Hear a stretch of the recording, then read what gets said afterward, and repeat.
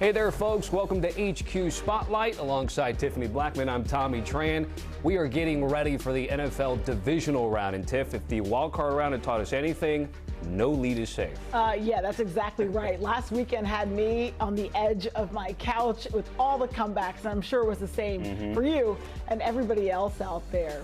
The divisional round getting set for this weekend, and we can take a look at some of these matchups going down. And of course, you've got the Bills and the Broncos. You've got the Texans and Patriots. You've got the 49ers, the Seahawks, the Rams, and the Bears. So lots to look forward to. And to help us do that, we can welcome in Mike Renner and John Breech. Guys, let's start with the Bills and Broncos matchup, which is going down on CBS and Paramount Plus at 4:30 Eastern.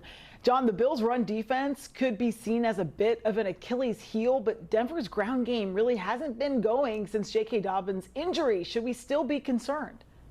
Yes, we should absolutely still be concerned. If the Broncos can reignite that rushing attack against anyone, it is this Buffalo defense that simply has not been able to stop the run all year. They gave up the 5th most rushing yards in the NFL, and the more concerning part is that they gave up 5.1 yards per carry. You look at that number right there. That was the 3rd worst number, ranked 30th in the NFL.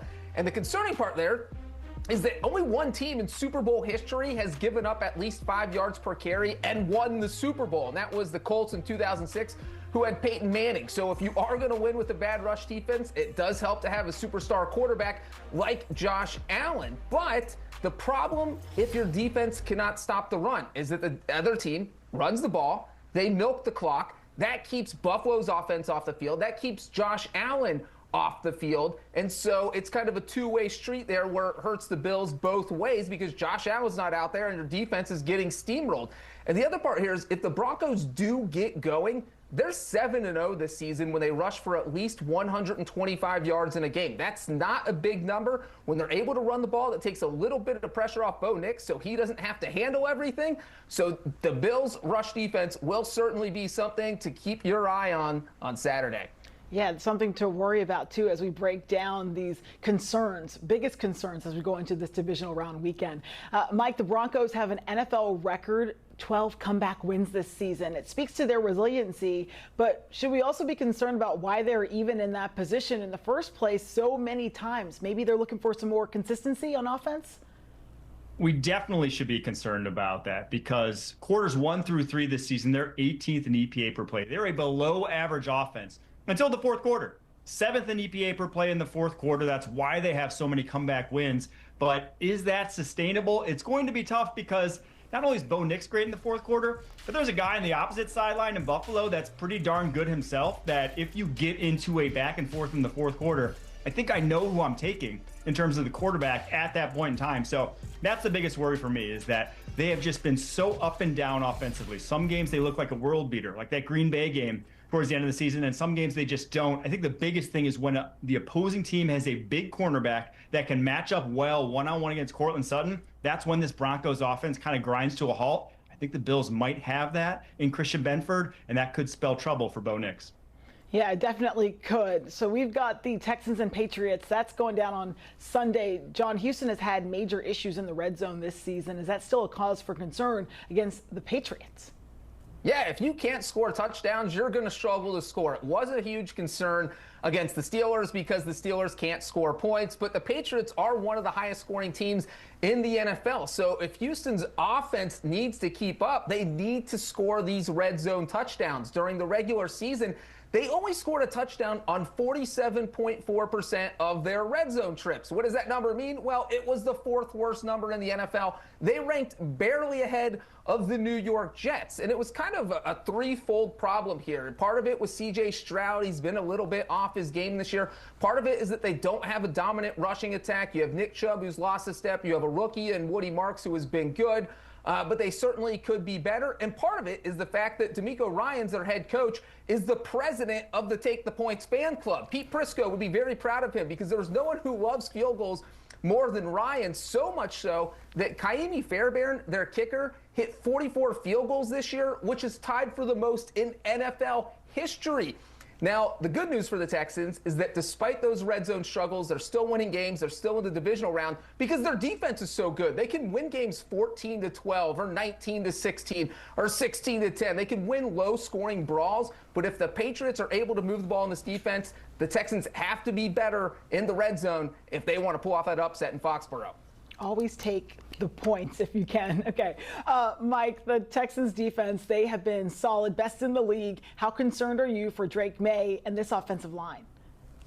I'm very concerned because we saw the left side of the line and the issues on it last week. And that was a pass rush that kind of doesn't hold a candle to what this Houston Texans defense brings. There's a chance that in this divisional round and in the AFC Championship game, they face the top two teams in terms of pressure rate in the entire NFL in the Houston Texans and the Denver Broncos. And this offensive line, while it's improved from last year, still ain't good enough. They were 5th in terms of pressures allowed this season, 4th in terms of sacks allowed this season.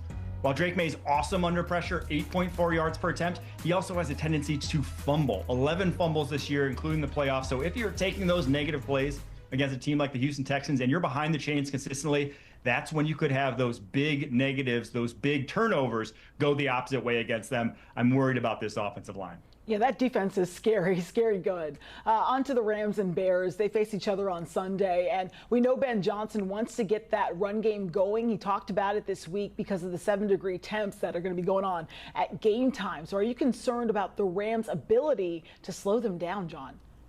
Yeah, absolutely. When you look at the cold weather and look what the Bears like to do, it's run the ball. The Bears ran for the 3rd most rushing yards in the NFL during the regular season. It's how Ben Johnson gets his offense going. It's how he gets Caleb Williams comfortable. You have DeAndre Swift. You have Kyle Monangai, who's been one of the best draft steals of the NFL season, a 7th-round pick. And so what the Rams need to do is they have to stop the run. Now, that has not been an issue the whole season. It's really been an issue about the past 4 to 6 weeks. If you go back to Week 12, they are 1-3 this season when they've given up more than 140 yards. 3 of those 4 games have happened since Week 12. And if you look at the last 4 games overall, they've given up about 140 yards per game on the ground. And if they do that against Chicago, that's going to allow the Bears to kind of control the flow of the game. The Bears are undefeated, 8-0 this year when they top that 140-yard mark. And that's what happens when they get Swift and Monangai going. And so this is going to be huge because, again, it is cold weather. If you can bully the other team and get those rushing yards, that's how you win. So the Rams have to be able to stop the run if they want to beat the Bears. And Ben Johnson might have lit a little bit of fire under his backs because he said publicly they had felt like the run game had dipped a little bit. So we'll see if they can get back on track to his liking on Sunday. So, Mike, let's flip now, and we're going to talk Bears defense. Are you concerned about whether or not they can get to Matthew Stafford? I am. It's kind of been the unspoken issue for this defense all year long. They've gotten by with so many turnovers, but they have not been able to get those via sacked fumbles, via getting to the quarterback. They were 29th in pressure rate this season among all defenses in the NFL. And that ain't going to fly against Matt Stafford. According to PFF, he was the highest graded quarterback in the league when not pressured this season. The Rams allowed the 4th lowest pressure rate of any offensive line in the NFL. So this is a strength versus a weakness for the Los Angeles Rams. And if you're not pressuring Matt Stafford, I just don't know how you stop this Rams offense. It's going to be tough to do. The 49ers and the Seahawks, onto that game because they meet yet again, and that's on Saturday. Sam Darnold, he's setting records for this team in his first season. What concerns you most, John, about how he'll stack up against this 49ers defense? Well, it's the 49ers pass rush and the fact that they have not been able to get to the quarterback. I think if Sam Darnold has shown one thing in his career, it's that he can be rattled in big games. We saw it in the playoffs last year. The Rams sacked him 9 times, and he just looked bad. And so if the 49ers can get to the quarterback, that will help them force some turnovers. Darnold had 20 turnovers on the season. So, but you have to be able to rush the passer. San Francisco has not been able to do that. They only had 20 sacks on the season. No team has ever won the Super Bowl with fewer than 25 sacks. That's how low that number is. So the defense needs to create sacks. It needs to create turnovers. This is the quarterback to do it against, but they haven't been able to do it all season. So it'll be interesting to see if they can get some pressure on Darnold. Yeah, it definitely will be interesting to see. And then on the Bears side of things, on the Seahawks side of things, what do you see from this team and the concerns that you might have going into the weekend, Mike? I mean, it's just Sam Darnold. That's the concern, because everything else, I mean, this might be the best team in the NFL outside of the quarterback position. But after starting like a house on fire the first half of the season and kind of turning heads and proving everyone wrong, everyone kind of came back and said, second half of this year, that was the Sam Darnold we thought we would get. He was actually the 28th graded quarterback per PFF from week 10 on. A lot of big turnovers, a lot of bad plays that got swept under the rug because this defense is so dominant, but that ain't going to fly in the postseason where Sam Darnold has the lowest total EPA per play, or excuse me, just total EPA of any quarterback over the past decade in the playoffs. That game last year was a disaster. You cannot afford to have that game that he did last year in this one against the San Francisco 49ers. You will not win this game, and maybe not this week, but also next week. So I do think that Sam Darnold is, and I think every Seahawks fan will have to admit this, is the thing that you're the most worried about going into this week. A lot of people hoping he can shake those demons from the past. So nice of you to bring that up. Just kidding. Mike and John, thanks so much, guys, for the time.